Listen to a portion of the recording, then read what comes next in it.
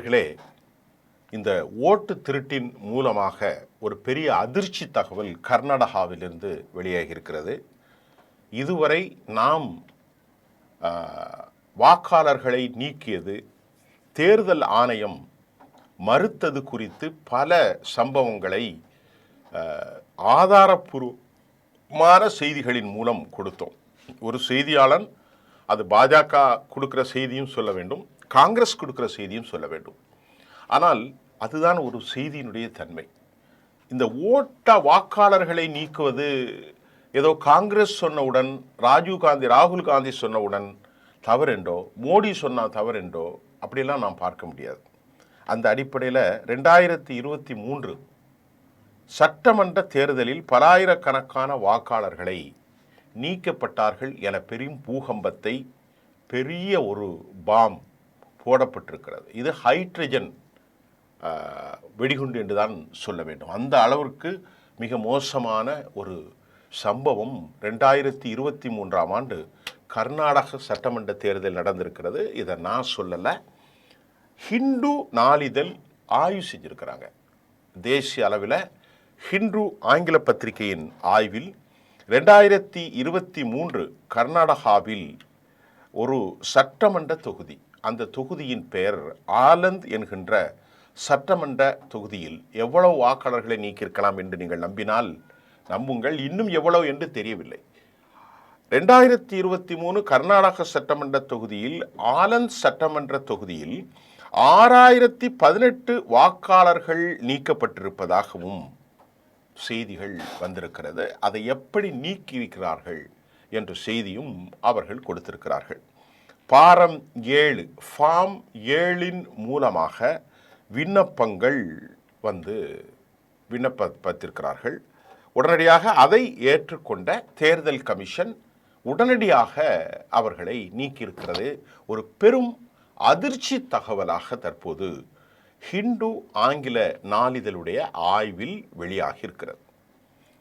அதாவது 6018 வாக்காளர்கள் என்றால் கொஞ்சம் சிந்தனை செய்து பாருங்க. ஒரு சட்டமன்ற தேர்தலில் 313, 123, 55, 1000, 2000 ஏராளமானவர்கள் வெற்றி பெற்றிருக்கிறார்கள். இங்கே இல்லை, பீகாரில். அப்போ கர்நாடகாவிலும் அதே நிலையில் ஆலந்த் சட்டமன்ற தொகுதியில் 6018 வாக்காளர்களை நீக்கியிருப்பது அம்பலத்துக்கு வந்திருப்பது.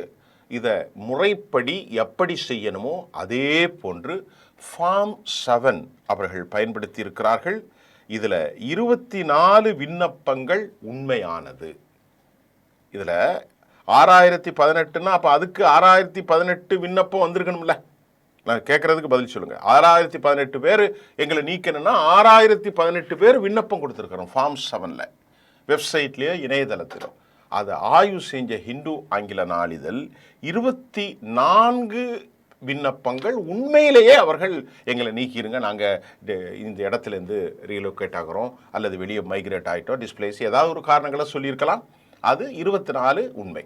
மீதி 5994, கிட்டத்தட்ட 6000 வைத்துக் கொள்ளுங்களேன், போலியானவை என்பதும், இந்த போலியானவை ஃபார்ம் 7 மூலமாக பயன்படுத்தப்பட்டு இணையதளத்தின் மூலமாக அம்பலத்துக்கு அனைவரும் அதிர்ச்சி அடைந்திருக்கிறார்கள். இந்த மாதிரி ஒரு தொகுதியில் இல்லைங்க, நான் ஒரே ஒரு தொகுதியை மட்டும்தான் சொல்கிறேன். அடுத்தடுத்த வரக்கூடிய காலங்களில் எவ்வளவு ஓட்டு மோசடி நடந்திருக்கிறது என்பதை இனி வரத்தான் போகிறது. இனி இந்தியாவில் ஒரு பெரிய கலவரமாகத்தான் இந்த செய்தி இருக்கும். வாக்கு திருட்டு ஜனநாயகத்துக்கு எதிரானது, வாக்கு திருட்டு அரசியல் அமைப்புக்கு எதிரானது, வாக்கு திருட்டு sovereign fundamental respiratory system which has been collapsed. அது முழுமையாக ஸ்ட்ரக்சர் கொலாப்ஸ் ஆகிருக்கும். இதை அலோவ் பண்ணவே முடியாது என்பது தான் இந்தியாவில் பெரும் ஆளுமைகளுடைய கருத்தாக இருக்கிறது. இப்போ 2023 காங்கிரஸ் கட்சி தனது அந்த ஒருவர், அவர் பேர் அவர் என்ன சொல்கிறார்னா, எனது சகோதரர் நீக்கப்பட்டிருக்கிறார். காங்கிரஸ் கட்சிக்காரரை, தனது சகோதரரை நீக்கியது கண்ட அந்த எஸ்எம்எஸ்லையோ எப்படியோ அவருக்கு வந்ததை கண்டு அவர் அதிர்ச்சி அடைந்து அம்பலத்திற்கு இந்த செய்தி வருவதற்கு முதல் காரணம், எஸ்எம்எஸ்ல ஏதாவது அனுப்பியிருப்பாங்கன்னு நினைக்கிறேன். அதை பார்த்துட்டு தன் சகோதரர் தீவிர காங்கிரஸ் உறுப்பினர், அவர் யார் அப்ளிகேஷன் கொடுத்தா, அவர் எப்படி நீங்கினார், அவர் அந்த ஊரில் தான் இருக்கார் அப்படிங்கிறத உடனே அவர் என்ன சொல்றார், இந்த முறைகேட்டை தொகுதி காங்கிரஸ் கட்சியினுடைய வேட்பாளராக இருக்கும் PR பாட்டீல் அவர்கிட்ட போய் இவர் சொல்றார், என்னுடைய பிரதரை நீக்கியிருக்கிறாங்க, நாங்கள் அப்ளிகேஷனை கொடுக்கல அப்படின்னு சொன்ன உடனே தான் இவருக்கு முதலாக பொறி தட்டி இந்த செய்தியை வெளியே கொண்டு வருகிறார். இந்த திட்டமிட்ட மோசடி என்று காங்கிரஸ் கட்சி ஆட்சிக்கு வந்த பிறகு CID விசாரணைக்கு உத்தரவிடுறாங்க. மாநில அரசாங்கத்தினுடைய ஆளுமைக்கு கீழ் இருக்கக்கூடிய CID விசாரணை வருகிறது. இந்த விசாரணையை ஹிந்து இவ்வாறு தெரிவிக்கிறது, நாங்கள் யாருமே விண்ணப்பிக்கவில்லை. இவ்வளவு பேர் அட்ரஸை எடுத்து போய் பார்த்தா 5994 மொத்தம் 6018 பேர் எங்களை நீக்கணும் அப்ளிகேஷன் கொடுத்ததாக சொல்லதில் வெறும் 24 அப்ளிகேஷன் மட்டும்தான் உண்மை. 5994 பேரும் போலியாக அங்கே இருக்கக்கூடிய காங்கிரஸ்காரர்கள், சிறுபான்மையினர்கள், தலித்துகளின் வாக்குகள் திட்டமிட்டு நீக்கப்பட்டிருக்கிறது என்ற உண்மை மட்டுமல்லாமல் அடுத்த செய்தி அவ்வாறு சொல்கிறார்கள். இது ஒரு தனிநபர் அல்லங்க, எவ்வளவு பெரிய வருத்தம் பாருங்க. குடும்பமாக பலர் நீக்கப்பட்ட பின்னணி ஆதாரம் இருப்பதாகவும், இந்த நீக்குதலுக்கு விண்ணப்பித்த எனக்கு எனது மொபைல் எண் சம்பந்தப்பட்டது எதுவும் வழங்கப்படவில்லை என்ற செய்திகளும் வந்திருக்கிறது. சம்பந்தப்பட்டவர்கள் விண்ணப்பிக்கவில்லை, ஆனால் சம்பந்தப்பட்டவர்கள் விண்ணப்பித்ததை போன்று ஃபார்ம் 7 வேறு வேறு பெயர்களில் அப்ளிகன்ட் பண்ணியிருக்கிறாங்க. இப்போ நான் இருக்கிறேன் என்றால் எனதை நீக்க வேண்டும் நான் கொள்ளவில்லை, ஆனால் எனக்காக வேறு ஒருவர் பெயரை போட்டு வேறு ஒரு மொபைல் எண்ணை சம்பந்தம் இல்லாமல் அதில் பதிவு செய்து அந்த அவர்கள் அந்த புரோட்டோகாலை அப்படி ஃபார்ம் பண்ணியிருக்காங்க. சும்மா வந்து என்ன பாருங்க அப்ளிகேஷன் கொடுத்துருக்குறாங்க, அவன் நம்பர் இருக்கு அப்படின்னு சொல்லி தேர்தல் கமிஷன் மெதுவாக, தேர்தல் கமிஷனுடைய மோசடி தான் இது, இல்லைன்னு சொல்ல முடியாது. ஆகவே எலெக்ஷன் கமிஷன் இதை எப்படி வந்துச்சு அப்படின்னு ஹிந்து சொல்கிறது. NVSP வெப்சைட் அது இதற்காகவே அவர்கள் உருவாக்கி வைத்தது. அது பொதுவானதான், யார் வேணாலும் அந்த வெப்சைட்டில் பண்ணலாம்.